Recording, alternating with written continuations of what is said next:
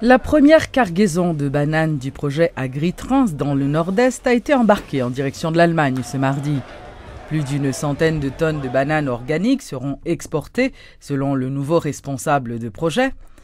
Un contrat a été signé récemment avec la compagnie allemande Marktport pour un montant de 93 millions d'euros et prévoit l'exportation de 160 000 tonnes métriques de bananes par an sur une durée de 3 ans. Le contrat avec l'Allemagne est signé pour 150 conteneurs par semaine, ce qui représente à peu près 3 000 tonnes métriques de bananes par semaine. Et ce matériel-là, ça va environ 160 000 tonnes métriques de bananes. Ainsi, on va comprendre que ce n'est pas au tout début que nous sommes capables de respecter ça, puisque nous avons à peine commencé. Mais nous avons 3 ans pour nous capables de mettre de nouvelles terres en exploitation pour nous arriver à atteindre ça. Mais plafond, pour le moment, avec Porte internationale, c'est 156 000 tonnes métriques de bananes par année. Le président Martelly, présent lors de l'embarcation, a salué le travail du groupe AgriTrans qui a bénéficié d'un prêt de 6 millions de dollars de la part du gouvernement pour réaliser le projet. Pour le chef de l'État, il s'agit d'une lueur d'espoir pour le pays qui doit être obligatoirement pérennisée. Aujourd'hui, à son grand jour, même gens qui ont 60 ans de ça, que pas de bon événement culturel de dimension Carifesta qui est fait en Haïti, mais c'est même gens depuis 60 ans, banane nous par jambé de l'eau, banane nous parle dans l'autre pays. Donc je dis à son grand jour pour qui ça? C'est pas banane nous qui privé l'autre bois comme je ballon visa et puis nous content non. C'est ça représente une économie. Premièrement, c'est des gens qui travaillent dans le nord-est, dans le nord et l'autre côté que le projet ça va le répliquer. Donc on va créer travail dans la communauté, on va créer richesse et on va combattre la famine. Et du même coup, banane dans lui-même que acheter à l'étranger, c'est euro qui va entrer, c'est dollar qui va entrer. Qui veut dire que ça, plus qu'on a dans l'économie, la descend et dollar tout va monter parce que quand il y a un dollar qui va entrer, il y a moins de rareté. Donc il y a un paquet d'effets banane ça va les dire et les fini tout. Pas oublier que vous voyez des gens sous place qui pour assurer de qualité banane, un contrôle de qualité qu'a fait. Donc quand il y a le banane arrivé en Haïti, tout est que de qualité, sont l'autre bagaille encore parce qu'on a parlé de un Haïti qui est capable de travailler à niveau mondial. Donc n'a pas une image un pays qui a changé à travers un produit que l'a exporté. Donc son gros bagaille qu'a fait pour nous vous dire et c'est pour ça PM nan te vle présent. Moi dis PM nan la vodia dit faut que là ça son nouvelle dynamique en Haïti. Côté que Haïti a envahi le monde encore à travers ses produits, à travers une nouvelle image que vous voulez projeter, pour parler de l'Ikounier et pour nous desservir des populations. Qui gens en créant des emplois là, nous c'est problème population nous. L'argent le bagage dans poche li, l'école lactée du bouli. Donc c'est question ça qu'on a adressé et c'est pour ça que je veux dire nous te voulons présent parce que politiquement, économiquement ça qu'a fait je veux dire il est très fort. Le projet, qui a vu le jour en novembre 2013 à l'université Henri-Christophe de Limonade, a réuni plus de 3000 paysans de différentes associations.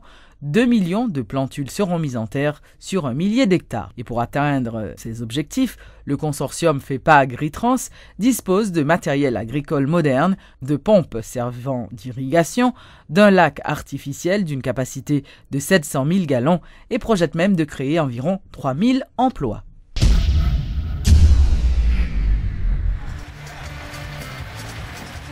Le Front des candidats pour la lutte démocratique a une nouvelle fois manifesté ce mercredi pour réclamer le départ de l'actuel CEP et l'annulation des élections. Les protestataires scandaient des slogans hostiles au président Martelly. Il faut dire que la manifestation qui a commencé devant l'église Saint-Jean-Bosco a parcouru plusieurs quartiers populaires avant d'atteindre le Champ de Mars. Aucun incident majeur n'a été signalé lors de ce mouvement de protestation. La mobilisation pour forcer KEP ça. Annuler mascarade électorale. Mascarade électorale, pas d'élection. Mascarade électorale 9 août là. Pour nous pas gagner, justement, comme il a Valagel toujours dit, il dit élection, mobilisation. Comme il a Valas, pas de transition. Transition avec corruption, c'est 2 goudets. Transition pour permettre de nous voir petit pour l'école aujourd'hui. Donc, nous dit annulation. Élection, sélection qui est faite 9 août là, élection générale qui est là d'un livre présidentiel. La première journée, chef de parti et candidat gagnant. Nous venons là pour nous venir devant les monde entier nous pas reconnaître KEP qui là. Nous venons dire, nous pas reconnaître bon comme président KEP. Nous venons demander démission et arrestation pour fraude à corruption. Président Matéli, c'est signal, oui, nous venons Président Matéli, je dis, nous venons signal, oui. Nous venons dire où ça, c'est trois quêtes là, oui, nous ne pas prendre l'élection pour ma mille canons. Pour nous dire, c'est sous-entendu, nous, pour passer, si on voulait, que nous accepter le coup d'état électoral 9 août 2015. Nous soumettons pour nous dire, conditions pas réunies pour que l'élection aujourd'hui dans le pays d'Haïti. Je n'aurai jamais un discours.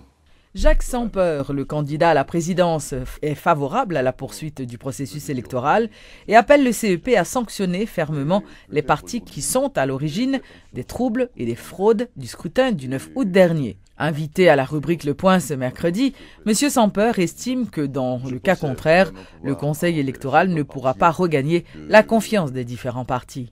Il faut qu'ils prennent des sanctions énergiques contre tous les partis qui ont saboté le scrutin du 9 août.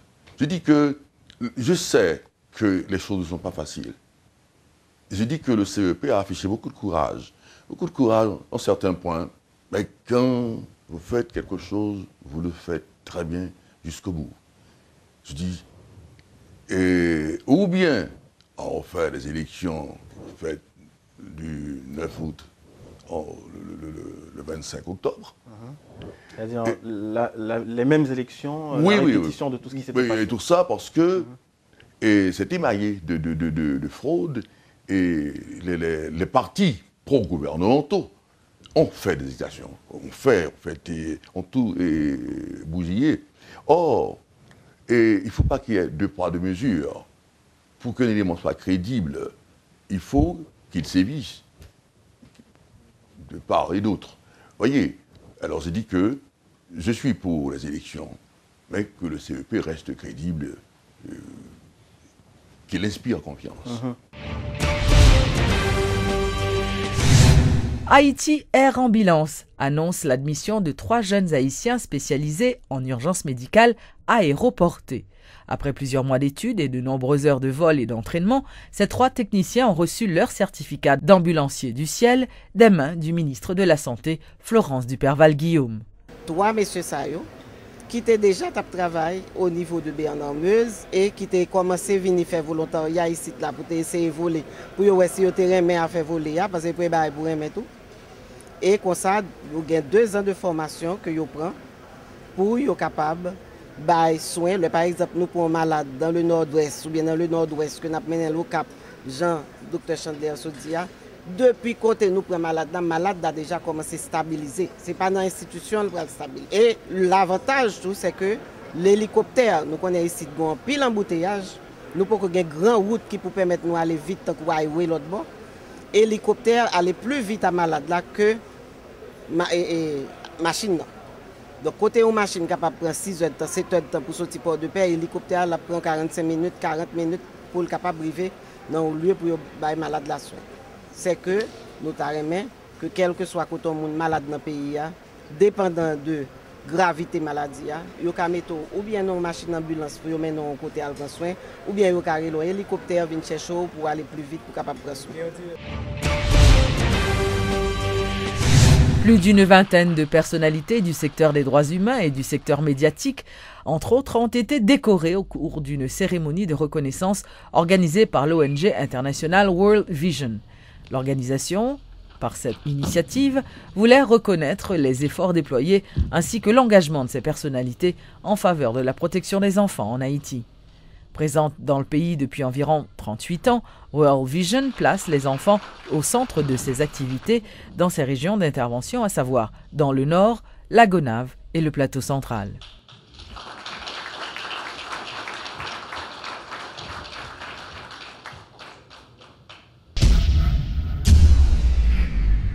En sport, les Grenadiers se sont qualifiés sans se forcer hier lors des éliminatoires de la Coupe du Monde en Russie de 2018.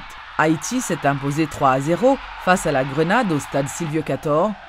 Donald Guerrier, Dukens Nazon et Belfort Carvan Suisse ont été les buteurs de ce match retour. Les Haïtiens ont infligé au total un 6-1 aux joueurs de la Grenade sur l'ensemble des deux rencontres. Haïti se retrouvera donc dans le groupe B lors du 4e tour en compagnie du Costa Rica, du Panama et de la Jamaïque.